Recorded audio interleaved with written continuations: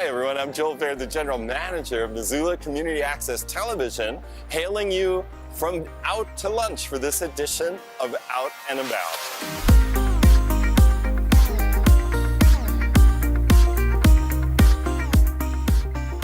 Hey everyone, I'm with Dave Chrismon. He is the downtown ambassador for the Missoula Business Improvement District. Thanks for being on the show, Dave. Oh, you're welcome. It's a great pleasure, man. Well, so you're an ambassador. What does it mean? Well, it's trying to make Missoula a little more welcoming to everybody, whether they're visiting from out of town or living here for 50 years. You know, anything we can do, especially for the downtown area, to make it more welcoming and a better experience for folks, and helping picking up trash and helping with the parking meters and educating folks. It just goes on and things you can do to make it better. Right. And so part of your job is to be a presence downtown. Exactly. Yeah, it's good to be able to, be a face for the downtown community, out on the sidewalks or even in the stores sometimes. Helps educate folks, and I just like to get around a lot too, so it's a good fit for me. Well, the Business Improvement District and the Downtown Association's boundaries are, they start down across the river, south side, and they run all the way north to the X's and the train station on the north side there in Higgins. And they run west out to Little Kiwanis Park and down to the New Poverello.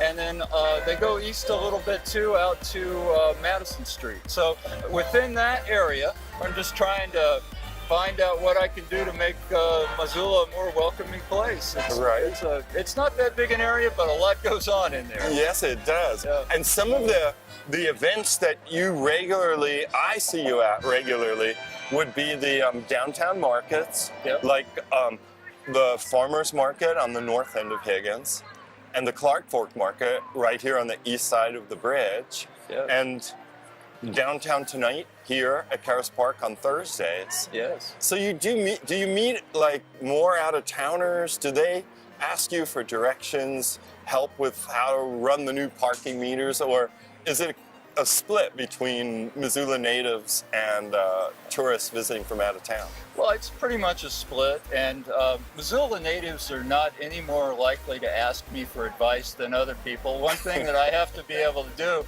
is keep an eye on people to kind of judge whether they are looking for a place. If people are staring at their phone for a long period of time and looking around, I think they might need a map. That's just my old school way of handling it. So I'll go up and ask them if they're visiting town and if there's anything they're looking for. And then people who live here, I spread the word about a lot of programs for them. Downtown Tonight and Out to Lunch is a great example. I give away probably about 800 of those programs over the course of the season, so people can get to these free concerts. Also, this year I'm giving out sheets that talk about the library summer programs. And wonderful. Also things for Parks and Recreation and all their summer programs, so that local people have new information as well they can use. You may not have seen one of these lately, Joel. It's a real map. Right. But I like those. But I do some virtual help as well. We have a great app available here in Missoula, and it's called Next Exit History. So if I see people that are staring at the historic murals or reading the history plaques, then I'll suggest that they could get even more information if they were to download that. And oh, that sounds really great. I've never heard of it. Oh, yeah. It's called the Next Exit History. Yeah, it's free, and it works really well for Missoula. So, it saves me having to carry a couple of big books around. Right. Yeah, we have a great business community, number one, who loves to get information about things that they could do. We also have teams of folks that work through the downtown partnership, like the Clean Team. And so I'll tell folks that work for the Clean Team about different areas, just like you said.